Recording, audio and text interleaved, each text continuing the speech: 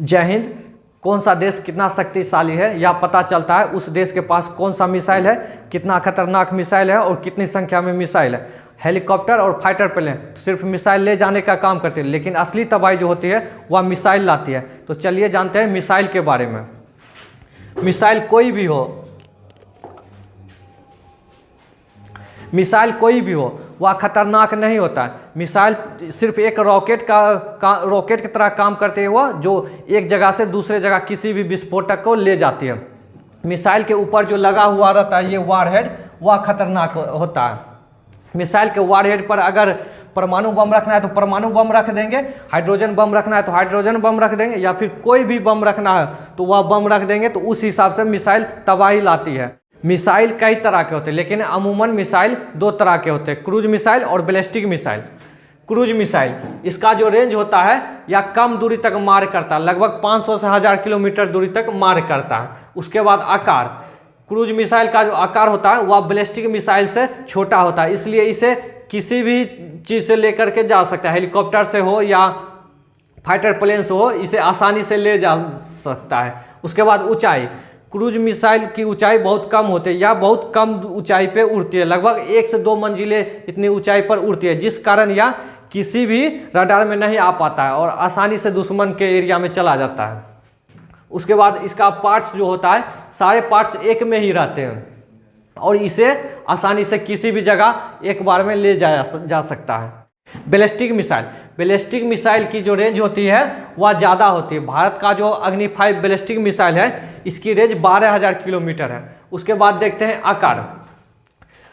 आकार इसका बड़ा होता है, क्रूज मिसाइल के माध्यम से बैलिस्टिक मिसाइल का आकार बड़ा होता है। उसके बाद देखते हैं ऊंचाई। बैलिस्टिक मिसाइल जो होती है वह सबसे पहले तो वह लॉन्चिंग पैड से उड़ती है, उसके बाद यह डायरेक्ट अंतरिक्ष में जाती है। अंतरिक्ष में जाने के बाद वह डायरेक्ट अंतरिक्ष में ही चलती है, अंतरिक्ष में चलते हुए और उसका जहाँ पे टारगेट मिल जाता है वह अंतरिक्ष से ही नीचे आता है और अपने टारगेट पे हिट करता है। तो इसकी ऊंचाई बहुत ही ज़्यादा होती है, बहुत ऊंचाई पे यह उड़ती है, जिस कारण यह किसी भी रडार में नहीं आ पाती है। उसके बाद देखते हैं पार्ट्स के बारे में। इसका जो पार्ट्स होता है यह बहुत बड़ा मिसाइल है, तो इसके लिए सबसे पहले तो एक लॉन्चिंग पैड बनाना पड़ता है, उसके बाद फिर कहीं पे ले जाना पड़ता है। तो इसके पार्ट्स भी कई पार्ट्स में बांटा जाता है। बैलिस्टिक मिसाइल आकार में बहुत बड़ी होती है और यह बहुत भारी भी होती है। जो वस्तु बहुत ज़्यादा भारी होती है उसकी स्पीड उतनी ज़्यादा नहीं हो पाती है, इसलिए वैज्ञानिकों ने मिसाइल को हल्का करने के लिए इसके पार्ट्स को 4 भागों में बांट दिया, ABCD करके 4 पार्ट्स में बांट दिया गया। मिसाइल का जो भारी भाग होता है वह उसका फ्यूल टैंक होता है, तो वैज्ञानिकों ने मिसाइल के फ्यूल टैंक को 4 भाग में बांट दिया, जिस कारण मिसाइल हल्का हो और इसकी स्पीड बहुत ज़्यादा हो पाए।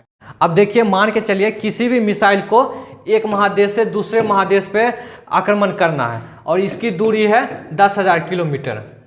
मिसाइल को जो भारी बनाता है वह मिसाइल का फ्यूल टैंक होता है, वही मिसाइल को भारी बनाता है। तो वैज्ञानिकों ने मिसाइल के फ्यूल टैंक को 4 भाग में बांट दिया, ABCD करके 4 भाग में बांट दिया है। जब मिसाइल या बैलिस्टिक मिसाइल या सबसे पहले अंतरिक्ष में जाएगा, जब यह 2500 किलोमीटर की दूरी पे जाएगा तो इसका जो A वाला भाग है इसका फ्यूल खत्म हो जाएगा। फ्यूल खत्म हो जाने के बाद इसका फ्यूल टैंक खुद गिर जाएगा, उसके बाद मिसाइल हल्का हो जाएगा और जब मिसाइल हल्का हो जाए तो यह तेज़ी से आगे बढ़ेगा। फिर जब यह 5000 किलोमीटर की दूरी पे जाएगा तो उसके बाद इसका B जो फ्यूल टैंक है वह भी नीचे खुल करके गिर जाएगा, उससे मिसाइल और ज़्यादा हल्का ही हो जाती है और तेज़ी से जाती है। ठीक उसी तरह 7500 किलोमीटर पे जाएगा तो इसका ये C वाला भाग भी खुल करके गिर जाता है और इसके में जो लास्ट बचेगा D वाला भाग, वही मिसाइल को अपने टारगेट तक लेकर के जाती है और टारगेट पर जाकर के हिट करती है। देखिए यहाँ पर टारगेट है, जब मिसाइल अंतरिक्ष में रहता है तब कोई दिक्कत नहीं रहती, लेकिन उसे टारगेट पर हिट करने के लिए उसे अंतरिक्ष से नीचे आना पड़ता है। तो दुश्मन के भी रडार होते हैं, उनके भी रॉकेट होते हैं। जब दुश्मन देखता है हमारी तरफ मिसाइल आती है तो वह अपना रॉकेट छोड़ता है मिसाइल को मारकर गिराने के लिए। तब मिसाइल क्या करते हैं, मिसाइल फ्लेयर छोड़ती है। फ्लेयर जो होता है वह एक आग का गोला होता है जो बहुत ही गर्म हीट होता है और कोई भी रॉकेट किसी भी मिसाइल का पीछा करता है तो वह हीट के वजह से करता है और मिसाइल अपना फ्लेयर छोड़ते हुए दुश्मन के रॉकेट को चकमा देते हुए अपने टारगेट पर आती है और टारगेट पर जाकर के हिट करती है। अब बात करते हैं मिसाइल के स्पीड के बारे में। मिसाइल का स्पीड जो होता है उसे मैक में मापा जाता है। 1 मैक बराबर निर्वात में जितनी ध्वनि की चाल होती है 320 मीटर प्रति सेकेंड, उसे 1 मैक कहा जाता है। इस आधार पर मिसाइल को 3 भागों में बांटा गया: subsonic missile, supersonic missile, hypersonic missile. Subsonic missile की स्पीड जो होती है वह 1 मैक से कम होती है। सबसोनिक मिसाइल का उपयोग वहाँ पे किया जाता है जैसे मान के चलिए कहीं पे दुश्मन छुपा हुआ पहाड़ी वाला एरिया में हो, या फिर जंगल वाले एरिया में हो, या फिर कहीं छुपा हो बंकर बना करके किसी जगह पे छुपा हुआ, तो मिसाइल की स्पीड कम रहेगी, तो जिस कारण से वह अपने रडार में आसानी से उसे देख लेगा और अपने जा करके टारगेट पे जा करके हिट करेगा। उसके बाद सुपरसोनिक मिसाइल, इसकी स्पीड 1 मैक से ज़्यादा और 5 मैक से कम होती है। सुपरसोनिक मिसाइल का उपयोग वहाँ पे किया जाता है जैसे मान के चलिए किसी रॉकेट को मार के गिराना हो, या फिर हमारे देश में किसी दुश्मन देश का फाइटर प्लेन आ गया हो, हेलीकॉप्टर हो, उसे मार करके गिराना हो, तो उसे सुपरसोनिक मिसाइल का उपयोग किया जाता है। उसके बाद हाइपरसोनिक मिसाइल, हाइपरसोनिक मिसाइल की स्पीड 5 मैक से ज़्यादा होती है। इसकी स्पीड बहुत ही ज़्यादा होती है और यह बहुत ही तेज़ी से जाता है। भारत में जैसे अग्नि मिसाइल है, पृथ्वी मिसाइल हो, सौर मिसाइल हो, जितने भी बैलिस्टिक मिसाइल होती है वह सारी मिसाइल सुपरसोनिक मिसाइल होती है। गाइड के आधार पर मिसाइल को 2 भागों में बांटा गया: गाइडेड मिसाइल और अनगाइडेड मिसाइल। गाइडेड मिसाइल उसे कहते हैं जब किसी भी मिसाइल को छोड़ देने के बाद उसे गाइड कर सकते हैं, उसे गाइडेड मिसाइल कहते हैं। गाइडेड मिसाइल का उपयोग वहाँ पे किया जाता है जो कोई भी वस्तु मूव करता हो, जैसे दुश्मन का प्लेन हो या फिर कोई रॉकेट हो, वह मूव करते हुए जिस दिशा में जाएगा उसे गाइडेड मिसाइल के माध्यम से उसी दिशा में ले करके जाएंगे।